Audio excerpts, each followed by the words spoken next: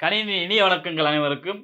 இன்னைக்கு நம்ம எதை பத்தி பார்க்க போறோம் அப்படின்னு பார்த்தீங்கன்னா, பௌத்த மாணவர்களுக்கான ஒரு ஷார்ட்கட்ட தான் பார்க்க போறோம். இந்த பௌத்த மாணவர்கள் பத்தி ஒரு கேள்வி எல்லா எக்ஸாம்லயும் கேட்கக்கூடிய ஒரு கேள்வி. அதை எப்படி நம்ம எளிய முறையில ஞாபகம் வச்சுக்கலாம் அப்படிங்கிறத நம்ம இன்னைக்கு பார்ப்போம். அதாவது பௌத்த மாணவர்கள் மொத்தம் ஒரு 4 மாநாடு நடைபெற்றிருக்கு. அந்த ஒவ்வொரு மாநாடும் எங்கே நடைபெற்றது, யார் தலைவரா இருந்தார் அப்படிங்கிறத நம்ம பார்க்க போறோம்.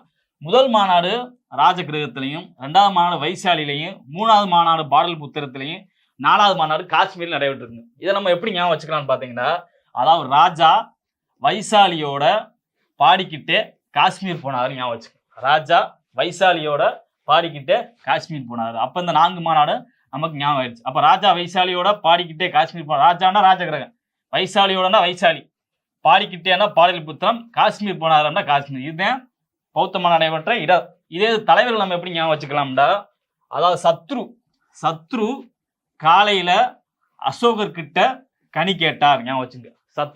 சத்ருன்னா அஜாத சத்ரு காலையில அப்படின்னா காலசோகர். சத்ரு காலையில அசோகர் கிட்ட கனி கேட்டார் அப்படிங்கிறது தலைமை. இப்ப நம்ம கேட்கலாம் கேள்வி, முதல் மாநாட்டில் முதல் மாநாட்டின் தலைவர் யார் அப்படின்னு கேட்டாங்கன்னா அஜாத சத்ரு. அதை ஞாபகம் வச்சிருக்கிறதுக்கு இந்த ஷார்ட்கட்டு. அதாவது சத்ரு காலையில அசோகர் கிட்ட கனி கேட்டார் அப்படிங்கிறது.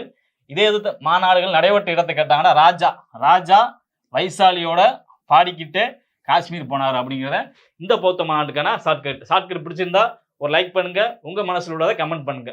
தேங்க்யூ ஃபார் வாட்சிங்.